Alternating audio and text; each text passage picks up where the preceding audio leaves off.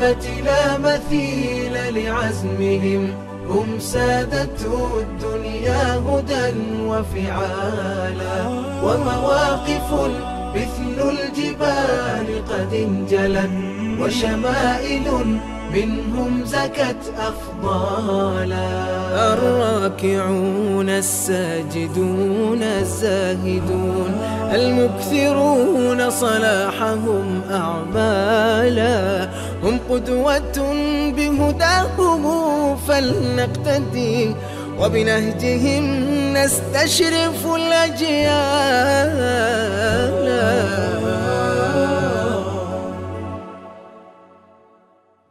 بسم الله الرحمن الرحيم. الحمد لله رب العالمين والصلاة والسلام على رسول الله وعلى آله وصحبه أجمعين وبعد. السلام عليكم ورحمة الله وبركاته.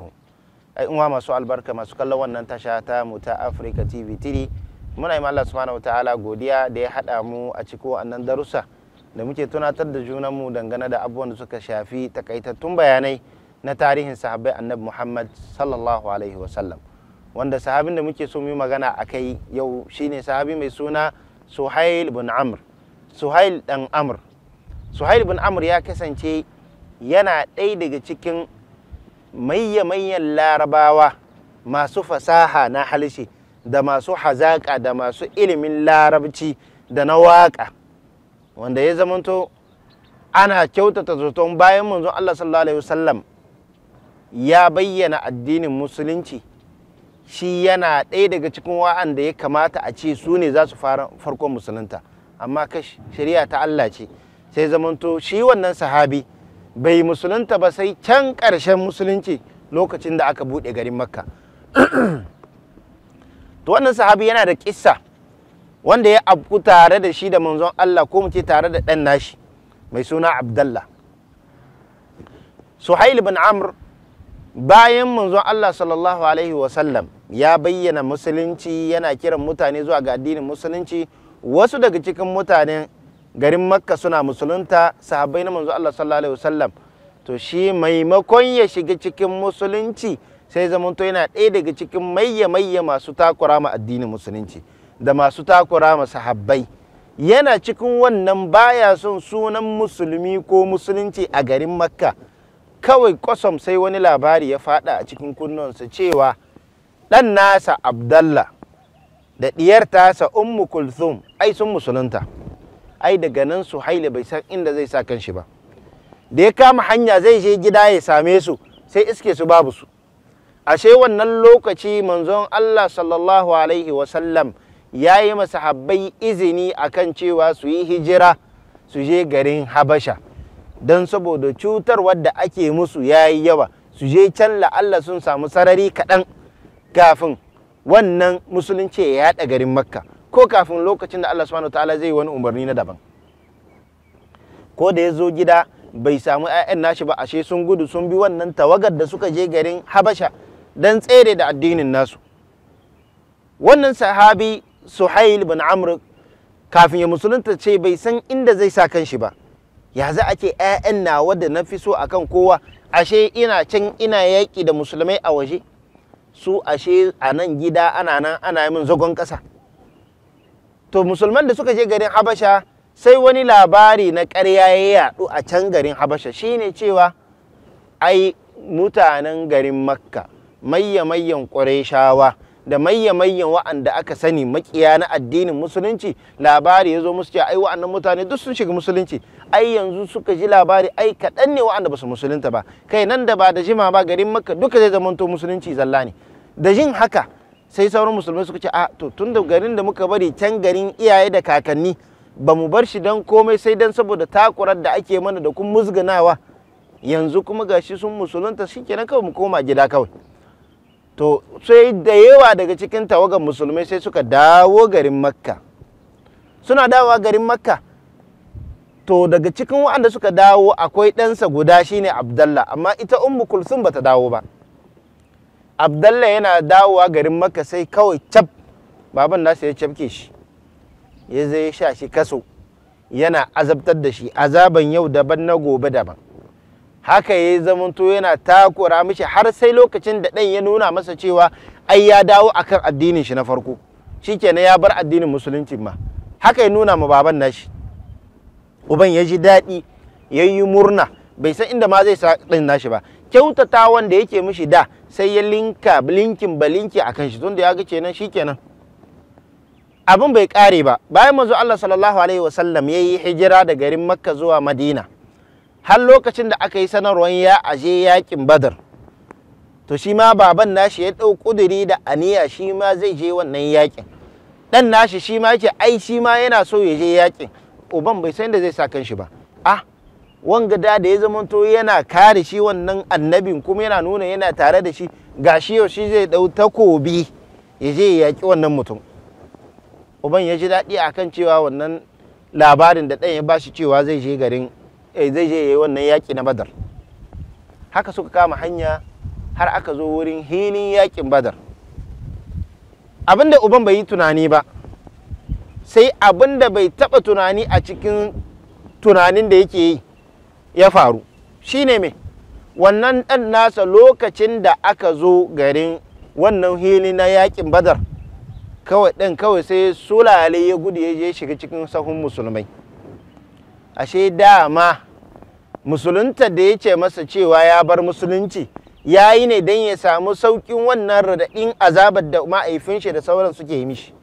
Amma yanzu tun da ya ga babu wata daman da zai iya kubutar da addinin nashi shi ma ya kubuta, shine dole nuna mata cewa ya dawo akan addinin da.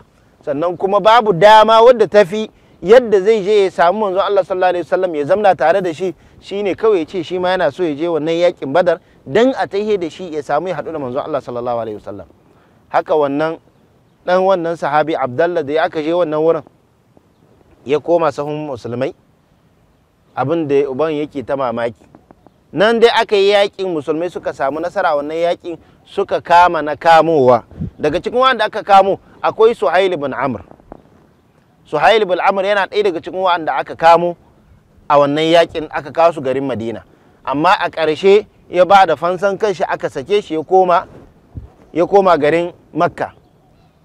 Haka ya zamanto manzo Allah sallallahu alaihi wasallam yana rayu da shi da sahabban shi, aka yi yakunkuna, aka yi komai har lokacin da aka zo buɗe garin Makka.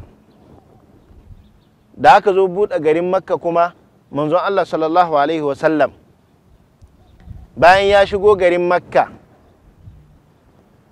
duk wa'anda suka zamanto suna takura mishi, suna kuma takura ma sauran sahabbai a da, ba su san inda za su sa kansu ba, suka gudu suna yi ta kansu, suka rinka shiga cikin ɗakunansu, suna liƙe ɗakunansu ba don komai don tsere ma wannan abin da ya zo. Suna ga cewa wannan musiba da bala'i da ya zo musu na cewa musulmai yau sun mamaye garin Makka. To daga nan wannan sahabi Suhail ibn Amr sai ya ji tsoron cewa kar a tai manzon Allah sallallahu alaihi wasallam zai kashe shi, ko sauran sahabbai idan sun haɗu da shi su kashe shi. Sai ya nemi cewa yana so ya haɗu da ɗan shi Abdallah. Da ɗan nasa ya zo wurinsa sai ce mishi dan Allah yana so ya je wurin manzon Allah, ya nemi cewa manzon Allah ya ba da izini ko ya yi sanarwa cikin sahabbai a ba shi aminci, shine me ba za a kashe shi ba, ko da an gan shi a kyale shi. Da uban ya zo, da wannan ɗa ya zo wurin manzon Allah sallallahu alaihi wasallam, ya nemi wannan alfarma a wurin manzon Allah sallallahu alaihi wasallam akan cewa ma'aifina ya nemi alfarma a kyale shi, ba za a kashe shi ba, kuma a ba shi aminci. Tunda lokacin da manzo Allah sallallahu alaihi wasallam ya zo a garin Makka, ya yi ta ba wasu mutane daga cikin Qurayshawa wanda suka musulunta, ya yi ta ce duk wanda ya shiga gidan kaza amin, duk wanda aka gan shi kaza to bai kira sunan Suhail ba. To shine Suhail in ya turo a sa da shi, manzo Allah ya ce to da shi, ya yi sanarwa ya ce to duk wanda ya haɗu da shi Suhail kada ya kashe shi, kada ya mai komai. To daga nan kawai shi Suhail in bayan haka kawai sai ya zo ya shiga cikin musulunci. Shi ma Suhail ya shiga cikin musulunci, ya zamanto yana yi ma musulunci hidima. Dukkan wasu abubuwa wa'anda suka zamanto yayi da na cutarwa na addini da kuma musulman da ya cuta ma, ya linkin balinki a cikin addinin musulunci. Saboda haka wannan sahabi na manzo Allah sallallahu alaihi wasallam mai suna Suhail ibn Amr, bayan ya musulunta musulunci shi kuma ya zamanto yana hidima ma addinin musulunci. Kafin ya musulunta akwai wani mauƙifi wanda ya yi tare da su sahabbai da ba za su tabbanta ba, wanda dalili haka abubakar siddiq yake cewa lokacin da aka zo hajjin bankwana na ga shi wannan sahabi Suhail bin Amr yana ɗauke da ƙwaryen nono shi yake ba mutane suna sha. Abubakar sai ya ce na kalle shi na ce alhamdulillahi alladhi hadahu, godiya ta tabbata da Allah wanda ya shirya da wannan mutum. Me ya tuna da shi? Ya tuna wani lokacin da aka yi sulhul hudaybiya. Lokacin da aka yi sulhul hudaybiya shine lokacin da manzo Allah sallallahu alaihi wasallam ya ɗauki niyya zai zo yayi umara. Da su Quraishawan garin Makka suka je haka sai suka turo mutane cewa wannan umarar babu. A ƙarshe dai aka turo wani daga cikin Qurayshawa wanda zai zo a yi sulhu da manzon Allah sallallahu alaihi wasallam, a yi yarjejeniya akan cewa bana ba za ku zo ku yi umara ba, sai wata shekara za ku zo da kai da mutanen naka. To wanda aka turo shine Suhail bin Amr kafin ya musulunta kenan, wanda Abubakar abin da ya sa yayi wannan addu'a kuma yayi farin ciki, yana tuna lokacin da shi wannan sahabi da manzon Allah sallallahu alaihi wasallam ya fara rubuta wannan yarjejeniya, ya umarci Ali bin Abi Talib ya yi rubutun wannan yarjejeniyar da suka yi tsakaninsu da Qurayshawa. Daga cikin abubuwan da Abubakar ya tuna wannan lokacin da aka rubuta bismillahir rahmanir rahim, Suhail ya ce nan kadai ba mu san wani sunan bismillahir rahmanir rahim, abinda muka sani kawai bismikallahumma, da sunan ubangiji. Sun san da Allah subhanahu wataala shine mahalicin komai, suka ce kawai wannan shine muka sani. Saboda haka yace dole sai an shahe wannan, ba za a rubuta bismillahir rahmanir rahim.